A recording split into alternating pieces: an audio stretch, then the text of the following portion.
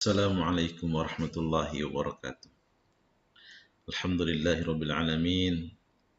Wassalatu wassalamu ala asyrafil anbiya'i wal mursalin wa ala alihi wa sahbihi ajma'in. Amma ba'du.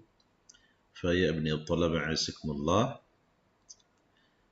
نواصل درسنا في علم الحديث والآن ما زلنا في الباب الرابع من هذا الكتاب ونراجع إن شاء الله مراجعة سريعا عما سبق أن درسناه في الأسبوع الماضي ما يتعلق بالإسناد وما يتعلق به.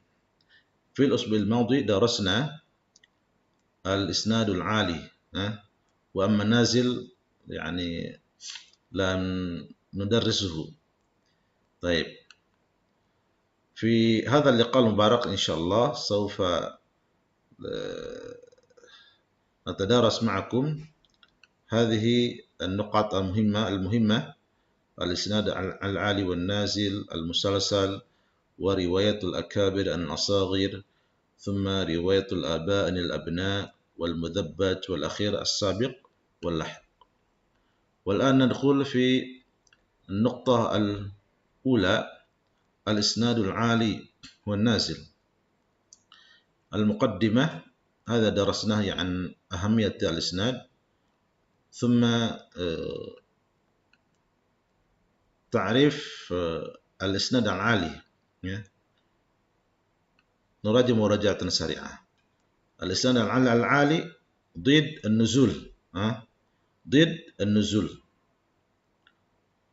ثم واصطلاحا الإسناد العالي هو الذي قل عدد رجاله بالنسبة إلى سند آخر يرد به ذلك الحديث بعدد أكثر.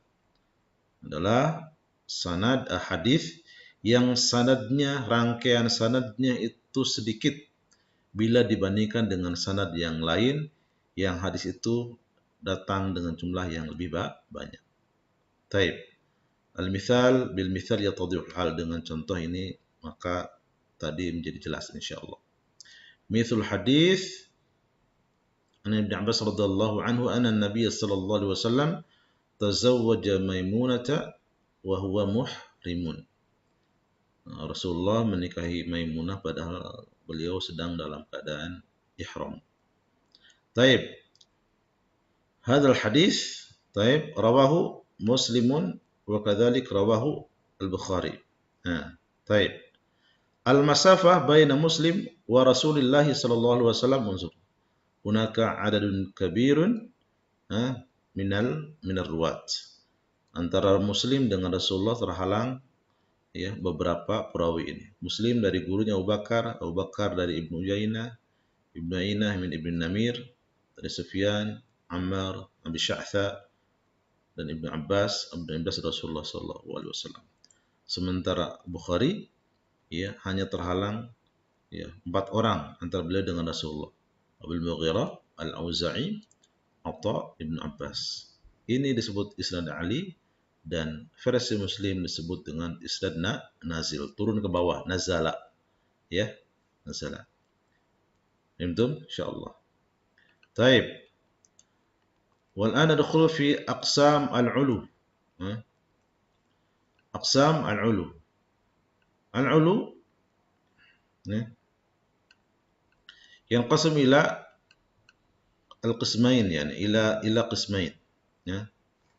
العلو المطلق ثم العلو النسبي. العلو المطلق القرب من رسول الله صلى الله عليه وسلم بإسناد صحيح نظيف. Dekat antara perawi dengan Rasulullah hanya terhalang beberapa orang saja dengan sanad yang sahih. Seperti contoh yang tadi ini. Contoh ini. Antara Bukhari dengan Rasulullah dekat ini hanya terhalang 4 orang saja. Tentu insyaallah. Taib. Thumma thaniyan al-qurbun nisbi. Dekat, relatif dekatnya. Dekat relatif. Al-qurbu min imamin min a'immatul hadis. Dekat kepada salah satu imam hadis. Wa in kathra ba'dahu al-adadu ila Rasulillah sallallahu alaihi wasallam.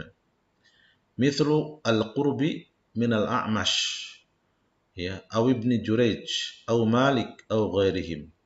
Ma'as sihhati wa nadhafatil isnadi aidan. Jadi dekatnya kepada para imam ahli hadis seperti A'mash, Ibnu Jurayj, walaupun dari A'mash kepada Rasulullah itu sangat jauh, ya. Tapi perawinya dekat kepada A'mash, kepada Jurayj, walaupun dari A'mash itu jauh, masih jauh kepada Rasulullah SAW. Ini lihat contoh berikutnya. Ini lihat Ibnu Khuzaimah. Ini contoh sanadnya ini Ibnu Khuzaimah dengan Bukhari. Coba bandingkan Ibnu Khuzaimah dengan A'mash. Ini A'mash salah satu Syekhu al-Muhaddisin, ya. Gurunya orang-orang ahli hadis. Ibnu Khuzaimah dengan A'mash itu terhalang berapa orang? Bandar, Abdurrahman, Sufyan. Terhalang 3 orang. Al-Bukhari dengan A'mash terhalang berapa orang? 2 orang saja, Qubaisah dengan Sufyan. Ini namanya al-ulu an-nisbi, relatif. Mengapa? Karena dari A'mash kepada Rasulullah masih terhalang 3 orang nih. Dari A'mash nih kepada Rasulullah masih terhalang 3 orang. Artinya Bukhari kepada Rasulullah ini masih jauh ini. Ini termasuk nazil ini. Namun ini masih ali bila dibandingkan dengan Ibnu Khuzaimah. Karena rangkaian sanad, ya, jarak antara Bukhari dengan Rasulullah ini masih lebih sedikit, lebih dekat dibanding dengan Ibnu Khuzaimah. Ya. Tapi ini disebut dengan al-ulu an-nisbi karena dekatnya kepada Syekhu al-Muhaddisin, kepada gurunya ahli hadis, A'mash. Ibnu Khuzaimah terhalang 3 orang kepada A'mash, Bukhari terhalang 2 orang. Walaupun dari A'mash ini masih jauh kepada Rasulullah sallallahu alaihi wasallam. Ini disebut dengan al-qurbu an-nisbi, dekatnya relatif karena dekatnya kepada imam ahli hadis bukan kepada Rasulullah sallallahu alaihi wasallam. Adapun yang berikutnya ini jenis-jenis qurbun nisbi. Ini tidak kita bahas, dilewat saja. Ada al-muwafaqah, al-badal, al-musawwah, al-musafahah, dibaca saja ya, sendiri silahkan. Saya tidak akan ajarkan. Kemudian ini tadi ya, jenis-jenis al-qurbun nisbi tadi, ya. Ini tidak usah bahas juga, lewat saja, ya. Berikutnya ada pertanyaan, halil ulu afdalu amin nuzul? Mana yang paling bagus menurut antum ini? Apakah sanad yang ali atau sanad yang nazil? Tab'an al-ulu afdalu minan nuzul ala sahih alladhi qalahu al-jumhur. Alasannya li'annahu yub'id kathrat ihtimalil khalali anil hadith wan nuzul marghubun anhu. Baik. Sanad yang ali lebih afdal dibanding dengan sanad yang nazil, ya. Menurut para jumhur. Kenapa? Karena sanad yang ali yang rangkaiannya minimal itu menjauhkan banyaknya kesalahan dalam hadis. Sementara sanad yang nazil ini tidak diinginkan, artinya tidak disukai. Kalau antum mendapatkan suatu berita dari orang kedua jauh lebih berkualitas dibanding dengan antum menerima informasi dari orang yang ke-10. Boleh jadi sudah ada penambahan kata, pengurangan kalimat dan lain sebagainya. Wasanian wa yakunu nuzul afdal idza tamayyaza al-isnad an-nazil bi faidah. Namun jika sanad yang nazil ini, ya, lebih sahih, maksudnya orang lebih terpercaya, boleh jadi lebih afdal dibanding sanad yang ali. Tapi secara umum al-isnad al-ali afdal minan nuzul. Taib. Thumma an-nuqtah tsaniyah al-musalsal. Mal murad bil musalsal? Al-musalsal lughatan ismu maf'ul min as-salsalah.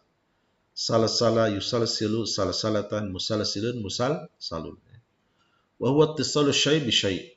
Terhubung sesuatu dengan sesuatu. Misalkan ada istilah silsilatul hadid, rangkaian besi. Rangkaian besi disebut rantai. Ya, disebut rantai itu salah ya. Rantai itu dalam bahasa Arab disebut salsalatul hadid, rangkaian besi. Satu dengan yang lain, ya, antara bulatan-bulatan ini, ya, kemudian dihubungkan, ya, jadi menyatu, disebut dengan salah-salah.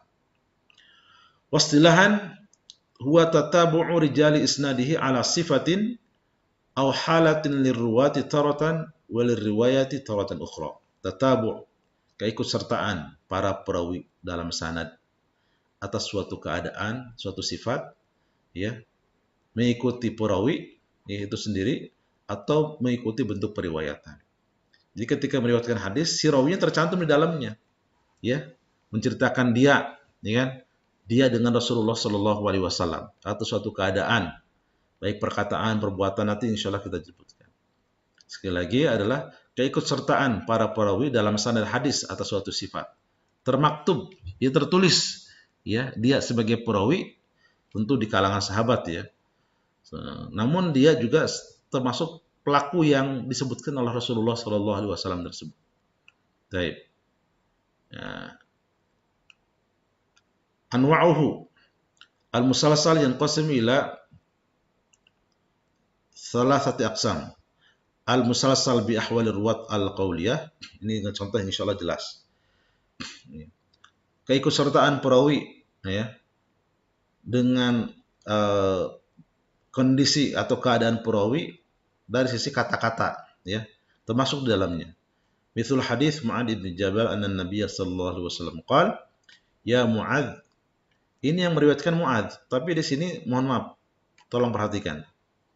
Ini di dalamnya menceritakan perawi itu sendiri, ya, interaksi Rasulullah dengan Mu'adz, ya, menasihati kepada Mu'adz, tapi ibrahnya buat kita semuanya, ya. Mithul hadis Mu'adz bin Jabal anna Nabiy sallallahu alaihi wasallam qala lahu, ya Mu'adz, inni uhibbuka faqul fi duburi kulli shalah Allahumma a'inni ala dzikrika wa syukrika wa husni ibadatika. Faqad tasalsala biqali kulli rawin min ruwati wa ana uhibbuka faqul. Ya. Ini terhubung terus sampai perawi berikutnya. Ini Rasulullah, ini sebagaimana dikatakan oleh Mu'adz, pernah menasihati Mu'adz. Ya. Wahai Mu'adz, inni uhibbuka. Saya mencintaimu. Faqul fi duburi kulli shalah. Qul, ya, fi akhiri kulli shalah Allahumma inni ala dzikrika wa syukrika husni ibadatika. Nah, berikutnya perawi juga sama. Wa ana uhibbuka faqul. Ustaz menyampaikan kepada antum Muhammad misalnya, ya. Setelah menyampaikan hadis ini Ustaz bilang, ya. Ya. Ana Nabiy sallallahu alaihi wasallam qala lahu ya Mu'adz inni uhibbuka faqul fi duburi kulli shalah Allahumma inni ala dzikrika wa syukrika husni ibadatika.